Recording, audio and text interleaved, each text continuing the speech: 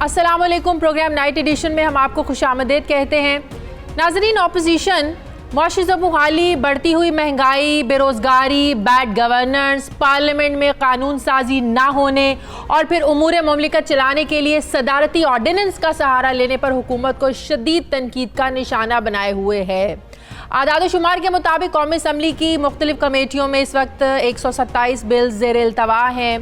तहरीक इंसाफ अभी तक 11 सदारती ऑर्डिनेंस जारी भी कर चुकी है, जिनमें से 8 ऑर्डिनेंस का नफाज 1 नवंबर को सदर की मंजूरी के बाद किया गया।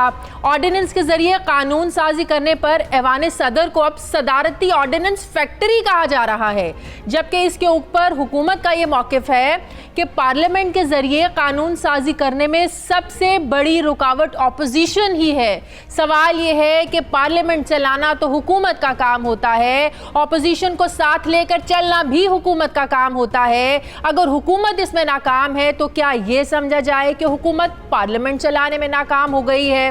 हुकूमत 5 साल सदारती ऑर्डिनेंस के ज़रिए आखिर कैसे गुजारेगी?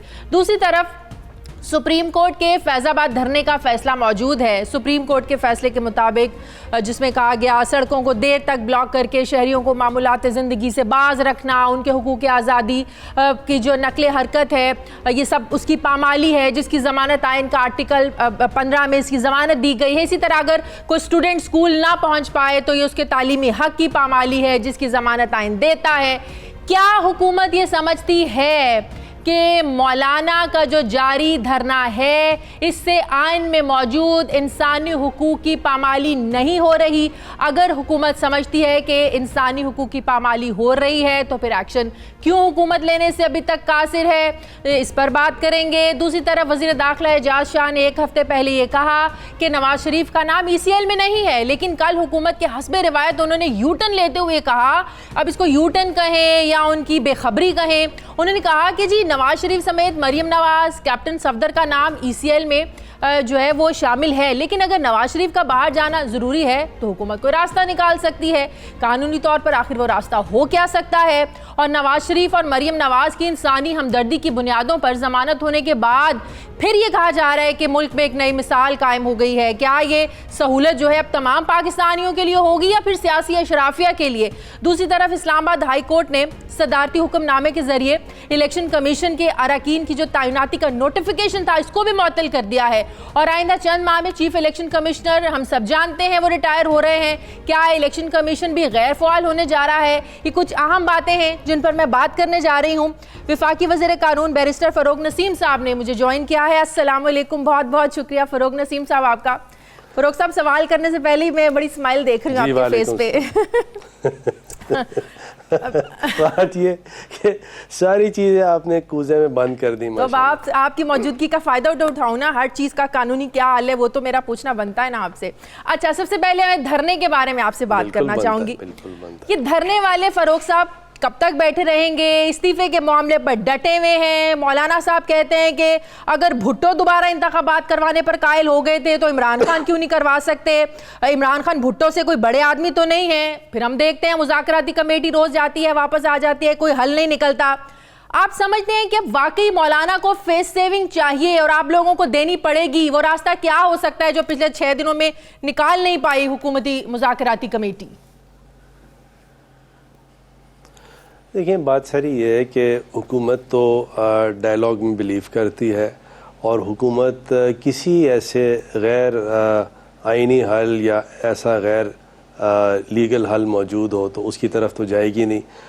कोई भी ऐसा हल हो, मौलाना साहब पेश कर दें, उनके लोग पेश कर दें जो कि आइन और क़ानून के बयान हो, उनके मुताबिक हो, तो उसको तो हुकूमत सेकंड नहीं लगाएगी। लेकिन जहाँ तक के वज़ीर आज़म के इस्तीफ़े का ताल्लुक़ है, जहाँ तक के री इलेक्शंस का ताल्लुक़ है, तो इसमें अगर कोई 10-20 हज़ार लोग आके प्रेशराइज़ करें तो वो तो बात बनती नहीं। कोई कानूनन कोई कॉन्स्टिट्यूशनल हल हो, कोई चीज़ हो तो हुकूमत हर तरफ से हर तरह से उसको फैसिलिटेट करेगी। आपके नज़दीक वो हल क्या है? क्या हल हो सकता है? मेरे ख्याल में सबसे पहला तो हल ये है कि जो कमेटी बनाई है हुकूमत ने डायलॉग के लिए, जिस तरह मौलाना साहब जो हैं वो उनके साथ इंगेज करते रहे और उसी में ही उस डायलॉग से ही हल निकलेगा। क्योंकि सही बात समझ में नहीं आ रही कि दरअसल डिमांड क्या है। ये तो एक उसका रिज़ल्ट है, कॉन्सिक्वेंस है कि जी आप इस्तीफ़ा दें और री इलेक्शन कराएं, लेकिन जो सही चीज़ समझ में नहीं आ रही कि ये आज़ादी मार्च किस लिए हुई है, ये क्लैरिटी नहीं है, मुझे भी नहीं है, किसी को भी नहीं है। तो क्लैरिटी आज उन्होंने कह दिया आज़ादी मार्च को मैं तो हमेशा सीरतुन नबी कॉन्फ्रेंस जो है ना वो तब्दील कर देंगे 12 रबीउल अव्वल को, जिससे एक वाज़ेह मैसेज मिल गया है कि एक हफ्ता और वो बैठने जा रहे हैं। देखें, वो सीरत कॉन्फ्रेंस तो हमारी सर आँखों पे है। मैं तो आपके प्रोग्राम में कहा था या किसी और प्रोग्राम में कहा था कि अगर मौलाना साहब जो हैं वो किसी कुरान पाक की या किसी अहादीस की कोई तफसीर बयान करें, कोई हमें कुरान और हदीस का कोई रास्ता बताएं, तो वो तो बड़ी अच्छी बात है। बाकी चीज़ जो है मौलाना साहब ख़ुद मुख्तार हैं और जैसा चाहें वो तो उनकी मर्ज़ी है, कोई ज़बरदस्ती तो है नहीं। अच्छा, फैज़ाबाद धरने पर सुप्रीम कोर्ट, आपको भी पता है, हम सबको पता है, आप समझते हैं कि एक तरफ वो फैसला रखा जाए, दूसरी तरफ ये देखा जाए मौलाना के धरने को, तो क्या आप समझते हैं कि उसमें किसी आम शख्स के हुकूक की, किसी आम इंसान के हुकूक की पामाली नहीं हो रही है? आप समझते हैं कि सब कुछ ठीक चल रहा है, रोज़मर्रा ज़िंदगी के जो मामूलात हैं वो डिस्टर्ब नहीं हो रहे इस्लामाबाद में? मेरे हिसाब से तो डिस्टर्बेंस है, लेकिन उतनी डिस्टर्बेंस नहीं है कि जो कि अदरवाइज़ शायद धरने वाले शायद ये एक्सपेक्ट कर रहे थे कि पता नहीं क्या हो जाएगा और कितने लोग आ जाएंगे। तो उस तरह का तो थोड़ी भी नहीं होनी चाहिए, धरना है। बहरहाल थोड़ी डिस्टर्बेंस भी नहीं होनी चाहिए। नहीं, लेकिन वो है, थोड़ी डिस्टर्बेंस है और उसके ज़िम्मेदार जो है वो हुकूमत नहीं है। क्योंकि देखिए, आप थोड़ा सा समझिए, हुकूमत जो है वो किसी तरह भी किसी को ना इस्तेआल दिलाना चाहती है, ना हुकूमत को कोई इशू है, ना हुकूमत ने कोई, ना इमरान खान साहब ने किसी को ये कहा है कि जाके ज़बरदस्ती बाय यूज़ ऑफ फोर्स जो है इन पे कोई ऐसी चीज़ की जाए। क्योंकि ये सब हमारे भाई हैं। जब ये आज बड़ी ज़ोर से बारिश हुई, 4-5 लोग उनके अलालत से रहलत भी फरमा गए, तो बाकायदा इमरान खान साहब ने आज़म स्वाति साहब को भी कहा, दूसरों को भी कहा, CDMN को भी कहा, जाके फैसिलिटेट करें, ये हमारे भाई हैं। और तो ये हुकूमत का तो जहाँ तक ताल्लुक़ है, ये हमारे भाई हैं, हमारे कोई गैर नहीं है। कोई जायज़ बात सामने आती है हम उसको फैसिलिटेट करेंगे। बहरहाल इस तरह, लेकिन हुकूमत को कोर्स नहीं किया जा सकता, हुकूमत को ज़बरदस्ती नहीं की जा सकती।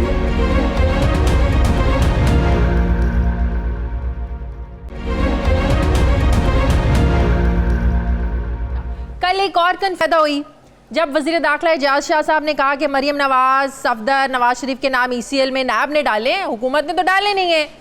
कुछ दिन पहले ये फरमा रहे थे एजाज शाह साहब कि नवाज शरीफ का नाम तो ECL में है नहीं, बेखबरी है या हम लोगों को कंफ्यूज करने की कोशिश है कि जो मीडिया बातें करता है कि नाम ECL में है तो ये बाहर नहीं जा सकते, इन्हें इजाज़त दी जाए। एक हल्का ये भी है जो ये कहता है कि भाई नाम ECL से निकाला जाए, उन्हें बाहर दे जाने दिया जाए।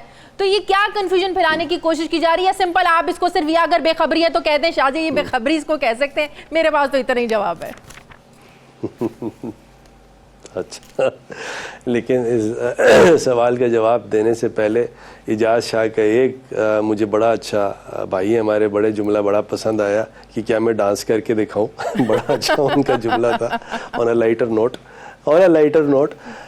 लेकिन देखें, होता ये है कि गवर्नमेंट के जितने मामलात होते हैं तो वो इतनी सारी चीज़ें होती हैं और हमारा फोकस जो है नवाज शरीफ पे नहीं है, जरदारी साहब पे नहीं है, मरियम बीबी पे नहीं, कोई फोकस नहीं है कि हमें उनके एक एक फैक्ट एंड फिगर वज़ीरों को इस तरह याद हो। इंटीरियर मिनिस्ट्री के पास ECL के एक लगातार इतने सैकड़ों में केसेस हैं। तो एजाज शाह से अगर ऑफ द कफ चीज़ पूछ ली जाए तो उनकी मेमोरी का टेस्ट तो नहीं होना चाहिए ना, या तो अच्छा, इन एडवांस उनको ये कहा जाता है, एंकर्स कुछ कहते और पूछते कि अच्छा जी एजाज साहब ये तुसी एदा जवाब देना, या तो ये बात होती और फिर एजाज साहब गलत बयानी करते तो बात थी। अच्छा, फिर जैसे आपने अभी एक कहा कि बात सेगमेंट ये कह रही है कि जी इनको तो बाहर जाने देना चाहिए, तो वही लीनियंस की बात आ गई कि लीनियंट जो है वो एक्शन लेना है। तो मीडिया में भी एक्चुअली होना ये चाहिए कि मीडिया की एक बॉडी होनी चाहिए, जो बॉडी फिर ये फैसला करे कि अच्छा जी अब ये डायरेक्शन हमने लेना है, ताकि गवर्नमेंट उसको इसलिए फॉलो करे कि मीडिया फोर्थ पिलर है स्टेट का। मीडिया को ना इग्नोर किया जा सकता है, ना करना चाहिए। ठीक है, मीडिया भी बड़े अच्छी चीज है, कानूनी रास्ता निकल सकता तारीफ है मीडिया की। सही है, ठीक है, आगे बढ़ते हैं। मुझे 2 सवाल करने हैं, टाइम बड़ा कम है। कुछ दिन पहले जब वफाकी काबीना से मंजूर किए जाने वाले 8 ऑर्डिनेंस से नाफिज किए गए, आपने कहा आज पाकिस्तान के लिए एक बहुत बड़ा दिन है। आप पर तनकीद भी हुई कि पार्लियामेंट को नजरअंदाज करके ऑर्डिनेंस लाए जा रहे हैं। आज सेनेट में भी इस पर तनाज़ा पैदा हुआ। इसमें तो कोई शक की गुंजाइश नहीं है कि आइन में ये गुंजाइश है ऑर्डिनेंस पेश करने की, लेकिन आप नहीं समझते उस वक्त हो सकता है कि गैर मामूली हालात होते हैं, पार्लियामेंट गैर फ़आल होती है। आप समझते हैं कि सदर साहब ये समझते हैं, पूरी हुकूमत ये समझती है कि हालात गैर मामूली हैं, बहुत ज़्यादा ज़रूरत है कि इन ऑर्डिनेंस का नफाज किया जा सके? अगेन बहुत सारे सवालात हैं, मैं जवाब देता हूँ। जो सुप्रीम कोर्ट का व्यू है जजमेंट्स में, हाई कोर्ट्स का व्यू है, वो ये है कि अगर असेंबली जो है सेशन में नहीं हो तो ऑर्डिनेंस हो सकता है। इसके अलावा कोई उसका तराजू नहीं है, कोई पैमाना नहीं है। जहाँ तक कि अपोजिशन का ताल्लुक़ है, मेरे भाई हैं, बहनें हैं, बेहतरीन लोग हैं, उनसे पूछे ना कि 3 इस्लामाबाद हाई कोर्ट के जजेस के बिल को क्यों रिजेक्ट किया। मतलब क्या अपोजिशन फेयर चल रही है? क्या अपोजिशन नहीं चाहती कि पार्लियामेंट जो है डिसफंक्शनल हो जाए? क्या अपोजिशन ये नहीं चाहती कि एक भी कानून जो है वो इमरान खान पास ना करवा सके? मैंने तो ये कहा उनसे कि आप ऐसा करें ना कि पहले ये पास करा लेते हैं वाला 3 जजेस वाला, 3 जजेस इस्लामाबाद हाई कोर्ट को आप दें, हम ये तमाम ऑर्डिनेंसेस लाते हैं, ले करते हैं। सही। तो उससे वो कहते हैं कि नहीं जी इसकी बात छोड़ दीजिए, ये दूसरी बात है। ये दूसरी बात कैसे है? तो दरअसल तनकीद इसमें हुकूमत की मुनासिब नहीं तो है। क्या पाकिस्तान के ऑर्डिनेंस की मंजूरी के बाद क्या पार्लियामेंट के पास ये इख्तियार है कि वो किसी ऑर्डिनेंस को नामुनासिब समझते हुए नामंजूर कर दे, बावजूद इसके कि सदारती ऑर्डिनेंस जारी हो चुका हो? मैं सवाल नहीं समझा आपका, सॉरी। सदर पाकिस्तान के ऑर्डिनेंस की मंजूरी के बाद, ऑर्डिनेंस मंजूर हो गया, नाफिज हो गया, पार्लियामान के पास क्या उसके बावजूद ये इख्तियार है कि वो किसी ऑर्डिनेंस को रिजेक्ट कर दे, नामंजूर कर दे, क्या समझे कि ये जरूरी नहीं है? अगर वो ऑर्डिनेंस ले होता है, क्योंकि उसमें मियाद है 3 या 4 महीने हैं, उसके अंदर अंदर उस ऑर्डिनेंस को ले होना है। और अगर वो ले होता है तो फिर पार्लियामान जो है उसकी कोई हाउस जहाँ भी ले होता है तो उसको रिजेक्ट कर सकती है। अच्छा। और अगर वो ले नहीं होता तो पार्लियामान उसको रिजेक्ट नहीं कर सकती और वो खुद एक्सपायर होता है अपने टाइम के साथ। तो पार्लियामेंट वाले, सेनेट वाले जो हमारे दोस्त हैं, हमारे भाई हैं, मेरा बड़ा प्यार है उनसे। उनकी स्ट्रेटेजी ये है कि वो मियाद ख़त्म होने से पहले हम ले कर दें ताकि वो सेनेट में रिजेक्ट कर दें, ताकि उनका जो एजेंडा है अपोजिशन का, प्यारा एजेंडा है, वो अपना काम सही कर रहे हैं, लेकिन पाकिस्तान के लिए काम सही नहीं कर रहे। उनका एजेंडा ये है कि ऑर्डिनेंस भी ना हो ताकि ये हुकूमत एक कानून पास ना कर सके और कम्प्लीटली डिसफंक्शनल हो जाए। खुली बात है। सही सवाल फारूक साहब। इलेक्शन कमीशन ऑफ पाकिस्तान के 2 अरकान की तैनाती का मामला अभी तक हल तलब है। कानून के मुताबिक आप भी जानते हैं कि 45 दिनों के अंदर अंदर इन ओहदों पर तकर्रियाँ होनी होती हैं, लेकिन जाहिर है वज़ीर आज़म और अपोजिशन लीडर के दरमियान ये मामला हल नहीं हो सका। फिर सदर मुमलिकत तकर्रियाँ करते हैं, चीफ इलेक्शन कमिश्नर हलफ लेने से इनकार कर देते हैं। अब इस्लामाबाद हाई कोर्ट ने भी इन अरकान की तैनाती का जो नोटिफिकेशन था सदारती, उसको मुअत्तल कर दिया है। आप भी जानते हैं कि चीफ इलेक्शन कमिश्नर के ओहदे की भी जो मुद्दत पूरी होने वाली है, वो रिटायर होने वाले हैं। तो फिर एक कोई आईनी बहरान नहीं पैदा हो जाएगा, इलेक्शन कमीशन गैर फ़आल हो जाएगा? तो ये कैसे आप लोग सारा इसको पूरा करेंगे? इतना अरसा हो गया पूरा नहीं कर पा रहे। 2 अरकान की तकर्री का मामला। बेहतरीन सवाल। अब जब जब इलेक्शन कमीशन के जो तैनाती थी, या 18वीं तरमीम मैंने नहीं बनाई जिसने भी बनाई है उनसे ये पूछें कि उन्होंने सिर्फ और सिर्फ ये एनवेजेज किया कि फ्रेंडली अपोजिशन हमेशा रहेगी। अच्छा, अब ये बहरान जब रिजॉल्व करने की कोशिश की गई, रिजॉल्व किया तो अपोजिशन ने शोर मचा दिया। तो बात सारी ये है कि रेजोल्यूशन जो है ना, इसका वो अब हुकूमत के पास नहीं है। इसका रेजोल्यूशन या तो अदालतें करेंगी, या इसका रेजोल्यूशन जो है, और वो अच्छा फैसला किया उन्होंने, जस्टिस अतर मिनल्ला ने, चीफ जस्टिस ने, कहते हैं पार्लियामेंट करे उन्होंने फैसला किया, अच्छा फैसला किया कि उन्होंने पार्लियामेंट को कहा कि जी आप इसको हल करें। तो ये पार्लियामेंट अल्लाह करे ये हल हो। स्पीकर साहब और जो चेयरमैन सेनेट हैं पूरी कोशिश कर रहे हैं, लेकिन मुझे अपोजिशन से उम्मीद कम है। अल्लाह करे कोई ऐसा फार्मूला मिल जाए, किसी तरह वो तैयार हो जाएं, वो बताएं क्या कर रहे हैं, अपोजिशन क्या कहती है क्या करना है। देखिए, जब तक वो रूल अमेंड नहीं होगा जिसमें लिखा है कि 2/3 ये आप कंसेंसस डेवलप करें, वो 2/3 से कहाँ कंसेंसस डेवलप होगा। जब तक कोई कॉन्स्टिट्यूशनल अमेंडमेंट या तो ना आ जाए या वो रूल ना अमेंड हो जाए, तो ये तो हवा में लटका रहेगा। वज़ीर-ए-आज़म को भी चाहिए ना थोड़ी रवैये में नरमी दिखाएं, लचक दिखाएं। ऑपोजिशन लीडर के साथ भले ही हाथ मिलाना पसंद नहीं है, लेकिन कुछ मामलात के लिए मिलकर बैठ जाएं।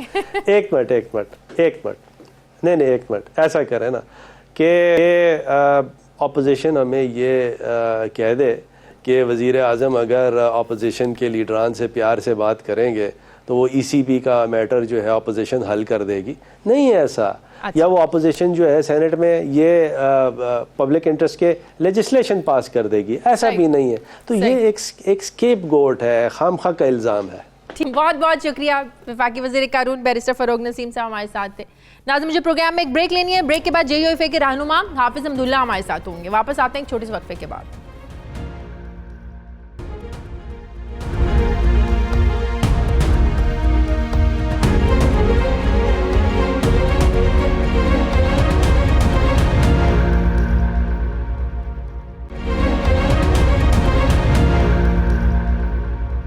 नाजरीन, मौलाना का धरना इस्लामाबाद में 7 रोज से जारी है और JUIFA का मौक़िफ़ है कि वज़ीर आज़म के इस्तीफ़े तक हम ये धरना जारी रखेंगे।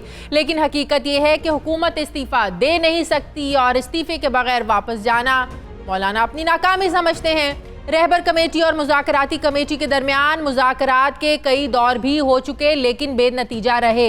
इस डेडलॉक के बाद हुकूमत के मौजूदा इत्तेहादी और मौलाना फजलुर रहमान के साबिक हुकूमती इत्तेहादी चौधरी बरादरान सालसी के लिए कोशिशें करवाने के लिए सरगर्म हैं। गुज़श्ता 36 घंटों में मौलाना और चौधरी बरादरान के दरमियान 3 मुलाकातें हो चुकी हैं, जबकि ज़राए तो ये भी खबरें दे रहे हैं कि हुकूमती मुज़ाकराती कमेटी के इजलास में आज अहम फैसले हुए, जिसके मुताबिक स्पीकर पंजाब असम्बली को अहम टास्क दे दिया गया है। मौलाना फजलुर रहमान और परवेज़ इलाही के दरमियान कहा जा रहा है कि आज रात भी मुलाकात का इम्कान है और वो हुकूमती तजावीज़ जो हैं वो मौलाना तक पहुँचाएंगे। बर्फ़ पिघलने की सूरत में रहबर कमेटी और हुकूमती मुज़ाकराती कमेटी के दरमियान फिर से एक मुलाकात होगी, जबकि ये भी कहा जा रहा है कि मौलाना को कोई बड़ी फेस सेविंग दी जा सकती है। वो फेस सेविंग क्या हो सकती है, क्या होगी, किस तनाजुर में होगी और मौलाना को उससे क्या मिलेगा। जबकि आज धरने से खिताब करते हुए मौलाना ने कहा कि 12 रबीउल अव्वल को आज़ादी मार्च को सीरत तैयबा कॉन्फ्रेंस में तब्दील किया जाएगा। क्या ये समझा जाए कि मौलाना के इस्लामाबाद में क़याम के जो इरादे हैं कुछ लंबे नज़र आ रहे हैं, जबकि वज़ीर-ए-आज़म इमरान खान ने आज पॉजिटिव जेस्चर देते हुए गुज़श्ता रात इस्लामाबाद में जो गरज चमक के साथ बारिश हुई, जिसमें धरने के जो शुरका थे उन्हें मुश्किलात का सामना करना पड़ा, वज़ीर-ए-आज़म ने इसका नोटिस लिया और चेयरमैन CDA को धरने के मकाम पर जाने की हिदायत की। लेकिन JUIFA ने वज़ीर-ए-आज़म के अच्छे जेस्चर को मुस्तरद कर दिया और मौलाना अब्दुल गफूर हैदरी ने कहा कि वज़ीर-ए-आज़म अपने ताउन को अपनी जेब में रखें, हमने अपना इंतज़ाम किया हुआ है। लेकिन JUIFA के कायदीन अपने सियासी मकासद के लिए क्या इस पहलू को नज़रअंदाज कर रहे हैं कि कल रात होने वाली बारिश के बाद इस्लामाबाद का मौसम मज़ीद सर्द हो चुका है। कायदीन तो रात अपने घरों में जाकर गुजारते हैं, लेकिन कारकुनान बेचारों ने कल रात दरख्तों की ओट, खैमों, मेट्रो के ज़ेर तामीर स्टेशन और कंटेनर्स में जाकर पनाह ली। जबकि मेट्रो स्टेशन पर तिल धरने की जो थी वो कल जगह नहीं थी। मौलाना को चाहिए कि हुकूमत के साथ ना सही लेकिन अपने कारकुनान के साथ तो थोड़ी सी लचक दिखाएं, और अगर वाकई हुकूमत मुखालिफ इस तहरीक के कुछ जाती मफादात नहीं है तो खुद भी कारकुनान के शाना बशाना जो मौसम की तलखियां हैं इनका सामना करें, इनको बर्दाश्त करें और अपने घरों में ना जाएं। इस पर मैं बात करूंगी। मेरे साथ JUIF के रहनुमा हाफिज हमदुल्ला साहब हैं। अस्सलाम वालेकुम, बहुत बहुत शुक्रिया हाफिज साहब आपका। हाफिज साहब, आज जो मौलाना ने खिताब किया उसमें एक बड़ी जो अहम एक चीज़ नज़र आई जिसने एक बहुत ज़्यादा हमें हैरान भी किया कि एक बात खुलकर सामने आ गई कि अब सियासत और मजहब को साथ जोड़ा जा रहा है, जिस पर पाकिस्तान पीपल्स पार्टी को शुरू से एतराज़ था, जिसकी वजह से वो इस धरने में शामिल नहीं होना चाहते थे। और बिलावल ने बारहा ये कहा कि अगर मजहब को सियासत में इस्तेमाल किया जाएगा तो हम इसका हिस्सा नहीं बनेंगे। और आज जब मौलाना ने कहा कि 12 रबीउल अव्वल को आज़ादी मार्च को सीरतुन नबी कॉन्फ्रेंस में हम तब्दील कर देंगे, तो ये तो साफ एक चीज़ वाज़ेह हो गई है कि ये पॉलिटिकल मूवमेंट जो नजर आ रही थी या बिल्कुल मजहब में तब्दील हो गई है। ये बिस्मिल्लाहिर्रहमानिर्रहीम। देखिए बीबी, क्या मुझे ये जवाब तुम दे सकती हो या कोई और, पाकिस्तान का कोई मजहब है या दीन या नहीं है? पाकिस्तान का अगर कोई दीन और मजहब है तो ठीक, अगर नहीं है तो फिर आप ये कह सकती है कि पाकिस्तान एक लादीन और बेमजहब रियासत है। पाकिस्तान का मजहब है, हमारा मजहब इस्लाम है, इस बात पे तो की नहीं है, नो क्वेश्चन। मेरी बात सुनिए ना, आपने बात की, जब पाकिस्तान का मजहब है और पाकिस्तान को आप बेमजहब रियासत नहीं कह सकती। पाकिस्तान का अगर कोई दीन है, लिहाजा आप पाकिस्तान को एक लादीन रियासत नहीं कह सकते। पाकिस्तान का मजहब और दीन इस्लाम है। क्यों? मैं नहीं कहता, आइन 73 का आर्टिकल 1 कहता है। पाकिस्तान की दस्तूर का माखस क्या है? वो कुरान सुप्रीम लॉ है, क्योंकि कुरान और सुन्नत के खिलाफ कोई कानून साजी नहीं होगी। तीसरी बात यह है कि जब आपके आइन आपको बात करता है इस्लाम की, आपकी आइन का प्रेहम्बल बात करता है कुरान और सुन्नत की, करारदाद मकासद जो आइन का हिस्सा है वो हाकिमियत आला बात करते हैं खुदावंदी करीम की। आइन का आर्टिकल 227 क्या कहता है और 230 क्या कहता है? तो अगर आप सीरतुन नबी कॉन्फ्रेंस या सीरत तैयबा कॉन्फ्रेंस को आप एक मजहबी अंसर समझते हैं तो फिर आइन के बारे में क्या राय है आपकी? तो इससे पहले जब मौलाना साहब बहुत सी हुकूमतों का हिस्सा रहे, उस वक्त 12 रबीउल अव्वल को इस तरह की बड़ी बड़ी कॉन्फ्रेंस कहाँ कहाँ मुनक्किद की गई? क्या उस वक्त बिल्कुल जो इस वक्त मकासद देकर निकले हैं पीपल्स पार्टी के दौर में, नून लीग के दौर में, जनरल मुशर्रफ के दौर में, सब कुछ ये था जो अब आज आप लोग मांग रहे हैं या जो आप लोगों के मकासद हैं आज? नो, देखिए बीबी, आप देखिए जिस दौर में भी जिसकी भी हुकूमत रही है, ख्वाह जमहूरियत हो या अमीरियत हो, उन्होंने हमेशा 12 रबीउल अव्वल को सीरतुन नबी सीरतुत तय्यबा कॉन्फ्रेंस उन्हें मुनाक़द की है। आप देखिए अभी ये जो लाडले की हुकूमत है, PTI की जो मुसल्लत की गई है, उन्होंने 4 दिन पहले ऐलान किया कि इमरान खान 12 रबीउल अव्वल को सीरतुन नबी कॉन्फ्रेंस से खिताब करेंगे। किसी ने यह सवाल नहीं उठाया कि इमरान खान ने अपनी हुकूमत को और अपनी रियासत को मज़हब के तौर पर इस्तेमाल कर रहे हैं या अपनी हुकूमत को मजहबी रंग दे रहे हैं। किसी ने यह बात नहीं की। आप तारीख देखिए, मुसलसल 72 साल तारीख देखिए पाकिस्तान में, ऐसा मौका मुझे आप नहीं बता सकते कि 12 रबीउल अव्वल आया हो और सीरतुन नबी कॉन्फ्रेंस ना बयान हो। लिहाजा अगर हम सीरतुल तय्यबा कॉन्फ्रेंस, सीरतुन नबी कॉन्फ्रेंस का इनेकाद करेंगे तो ये आइन का तकाजा भी है, ये रियासत पाकिस्तान का मामूल भी है और रियासत पाकिस्तान का एक किरदार भी है। लेकिन आप लोग तो यहाँ पर इस लेने आए थे, आप लोग की तो बिल्कुल पॉलिटिकल, आप लोगों के सारे जो थे वो मुतालिबात थे। लेकिन अब 12 रबीउल अव्वल को इस जगह पर सीरतुन नबी कॉन्फ्रेंस का इनेकाद, ये तो एक इशारा है कि आप लोग 12 रबीउल अव्वल तक बैठे हुए हैं। हुकूमती मुज़ाकराती कमेटी, रहबर कमेटी, आप लोगों के तो बड़े मुज़ाकरात भी हो रहे हैं। तो ये एक मैसेज दिया है या हम ये समझें कि प्रेशराइज करने की कोशिश है कि जो आप लोग लेना चाह रहे हैं उसको फेस सेविंग का नाम दें या कोई सेफ एग्जिट का नाम दें, वो आप लोगों को जल्दी मिल जाए? इसको प्रेशराइज टैक्टिक्स नहीं कह सकते। देखिए, आप हमारे सियासी मकासद क्या है? हमारी सियासी मकासद हमारे ज़ाती मकासद है। हमारी सियासी मकासद तो आइन की बालादस्ती है।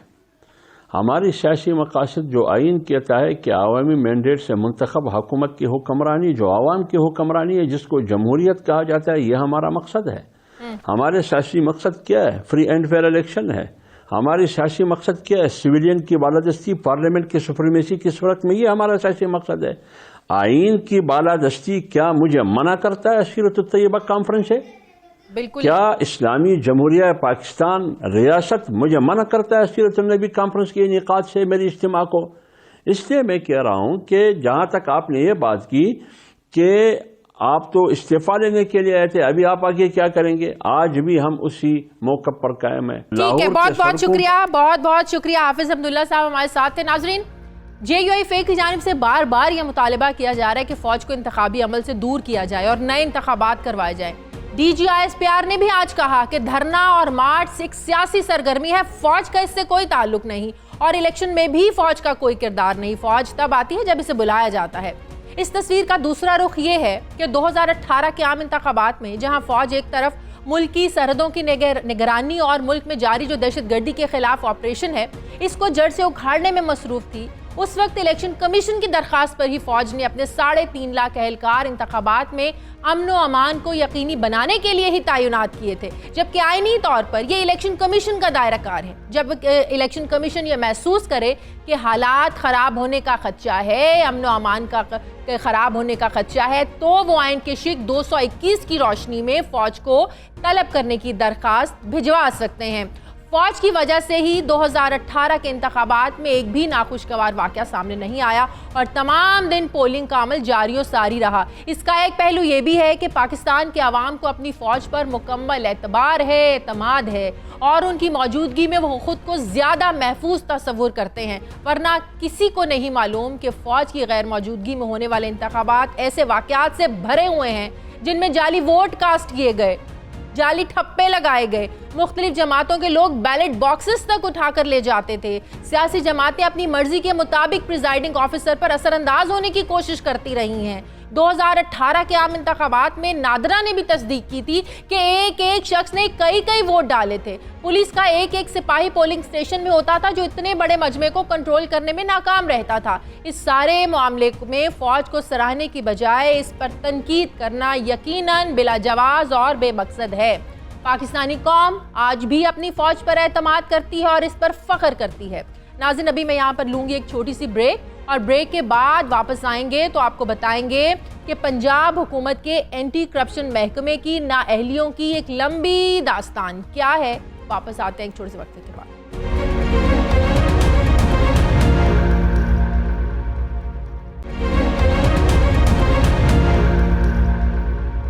नाज़रीन, वज़ीर-ए-आज़म इमरान खान के विजन पर एतबार करके अवाम उन्हें वोट देकर हुकूमत में तो ले आए, लेकिन कप्तान ऐसी टीम की सिलेक्शन नहीं कर सके जो कि उनके विजन पर मुकम्मल तौर पर अमल दरामद कर सके। यही वजह है कि अब अवाम की जो उम्मीदें हैं ये पूरी नहीं हो रही हैं, लेकिन तनकीद का महवर खुद इमरान खान की ज़ात बन रही है।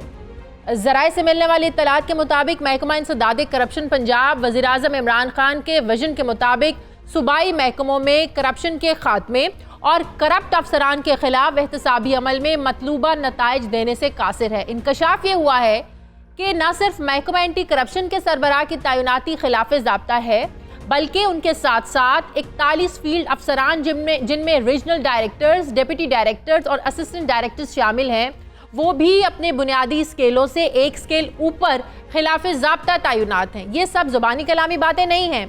आप इस वक्त अपनी टीवी स्क्रीन्स पर दस्तावेज़ात चलते हुए यकीनन देख रहे होंगे जिनमें ये सब कुछ लिखा हुआ है। वज़ीर-ए-आज़म इमरान खान ने पंजाब में करप्शन के खात्मे और करप्ट एहलकारों के खिलाफ बिला इम्तियाज़ कार्रवाई के लिए PAS के एक सीनियर अफसर DG एंटी करप्शन मदर नियाज राना को हटाकर पुलिस सर्विस ऑफ पाकिस्तान के ग्रेड 22 के अफसर हुसैन असगर को DG तैनात किया था। फिर उनकी रिटायरमेंट हुई, जिसके बाद पुलिस सर्विस ऑफ पाकिस्तान के ग्रेड 22 के ऑफिसर एजाज शाह को फिर DG तैनात लगाया गया, लेकिन फिर उनकी भी नाकिस कारकर्दगी पर उनको फारिग कर दिया जाता है और अगस्त 2019 को पुलिस सर्विस के ग्रेड 20 के अफसर मोहम्मद गौहर नफीस को बतौर DG तैनात किया गया। लेकिन अब हकीकत ये है कि तीनों पुलिस ऑफिसर्स की बतौर डीजी एंटी करप्शन तैनाती Punjab anti corruption establishment service rules 2007 की खिलाफ वर्जी में की गई है, क्योंकि रूल्स के मुताबिक डीजी एंटी करप्शन तैनाती के लिए पीएमएस या पीएएस अफसरान ही अहल होते हैं। मजीद ये है कि एंटी करप्शन की सूबे में 10 रीजनल डायरेक्टर्स हैं जिन पर ग्रेड 19 के अफसर को तैनात किया जा सकता है, जबकि 9 पोस्टों पर ग्रेड 18 के अफसरान तैनात हैं। इसी तरह ग्रेड 17 के 14 अफसरान बतौर डिप्टी डायरेक्टर ग्रेड 18 की पोस्टों पर तैनात हैं और ग्रेड 16 के 16 अफसरान इस वक्त ग्रेड 17 में बतौर असिस्टेंट डायरेक्टर तैनात हैं, जबकि एक ग्रेड 17 के अफसर को ग्रेड 19 की पोस्ट का इजाफी चार्ज भी दिया गया है।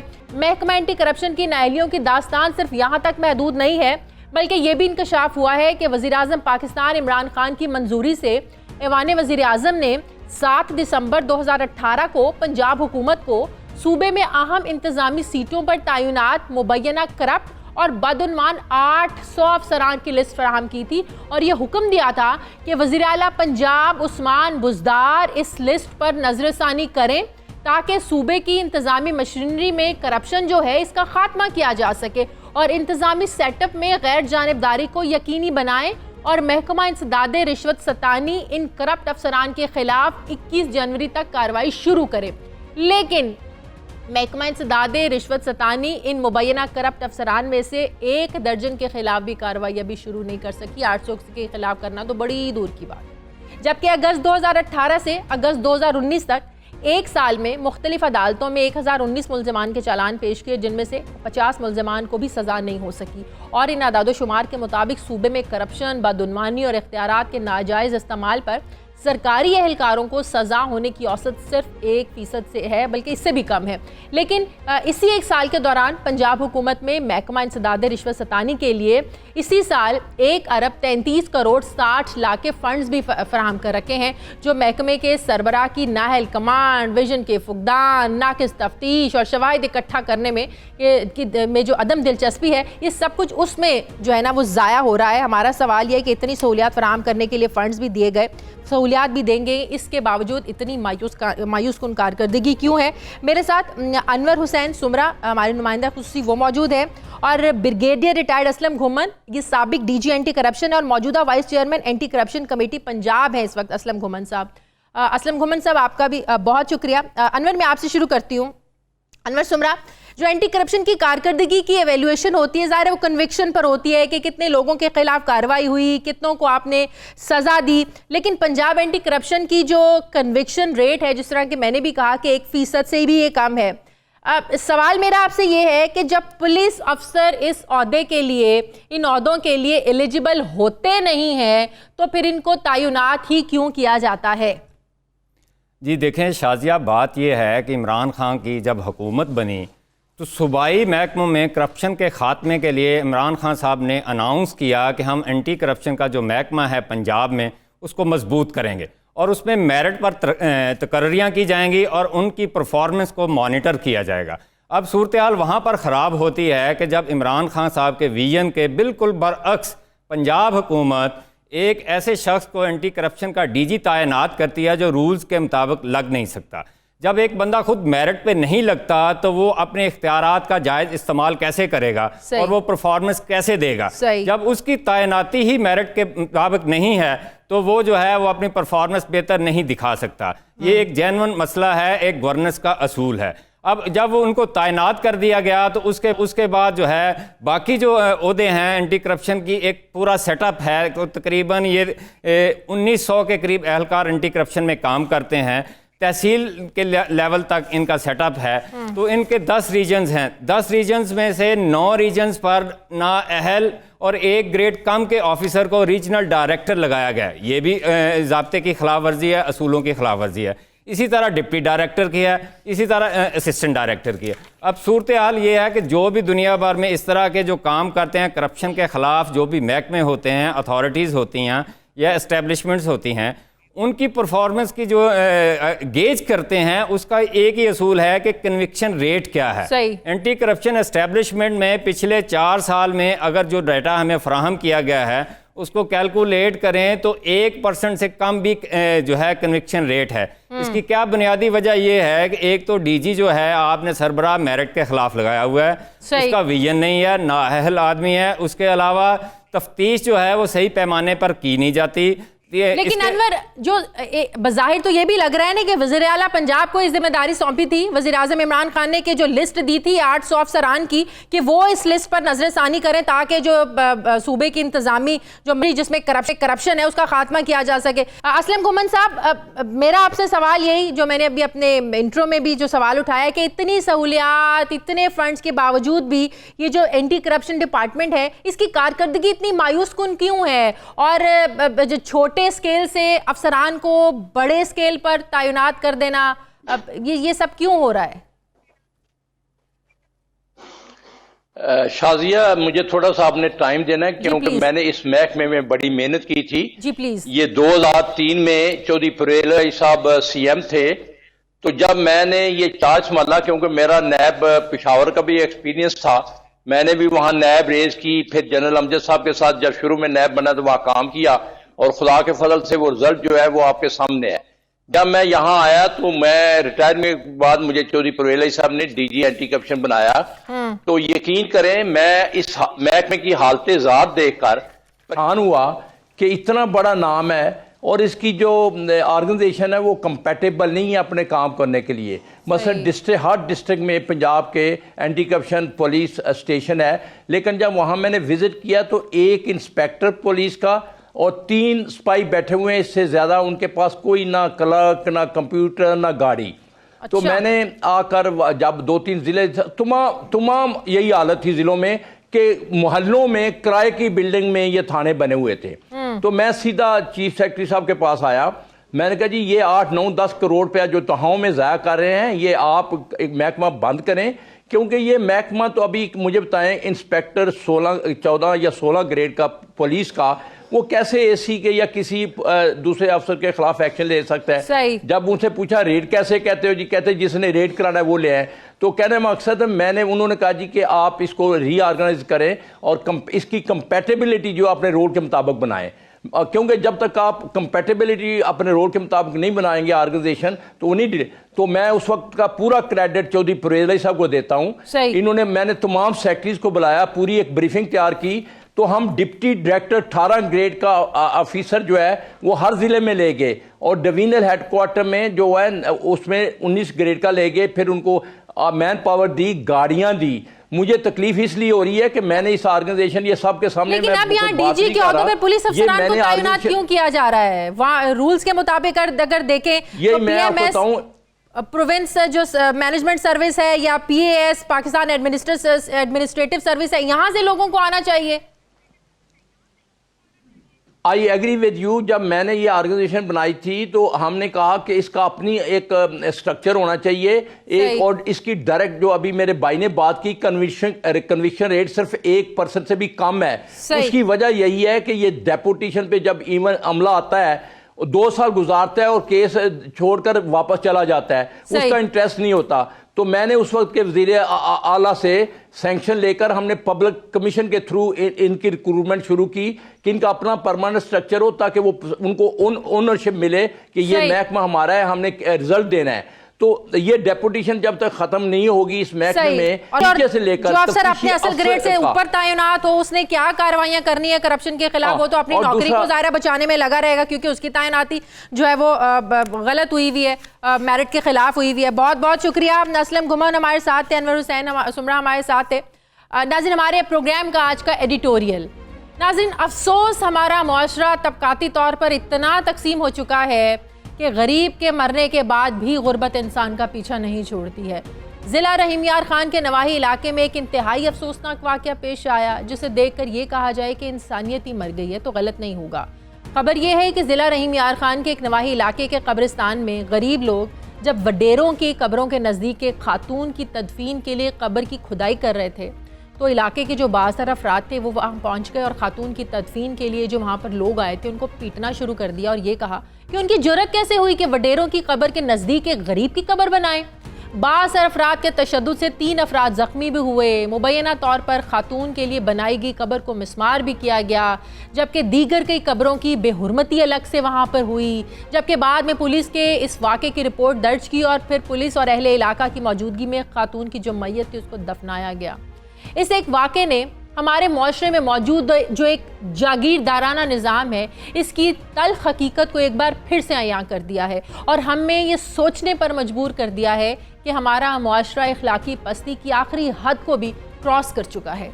यहाँ गरीब जिंदा लोगों के साथ जो कुछ होता है वो तो अलग, मरने वालों को भी चैन से दफन नहीं होने दिया जाता। एक तरफ इक़्तिदार की जंग है, लॉन्ग मार्च है, धरने हैं और सियासी अशराफिया को रियायतों के किस्से हैं, तो दूसरी तरफ अवाम भूख और बीमारियों से मर रहे हैं। और हद तो ये है कि गरीबों को अपने मरने वालों को दफन करने के लिए भी कब्र ही मुयस्सर नहीं है। इस पर हम सबको बतौर इंसान, एक अच्छा मुआशरा, हम सबको सोचने की ज़रूरत है कि हम लोग किस रास्ते पर चल रहे हैं। नाज़रीन, ये था हमारा आज का प्रोग्राम के लिए आप हमें फीडबैक ज़रूर दीजिएगा। मेरी आपसे मुलाकात होगी कल। अपना ख्याल रखिएगा। मुझे इजाज़त दीजिए। अल्लाह हाफ़िज़।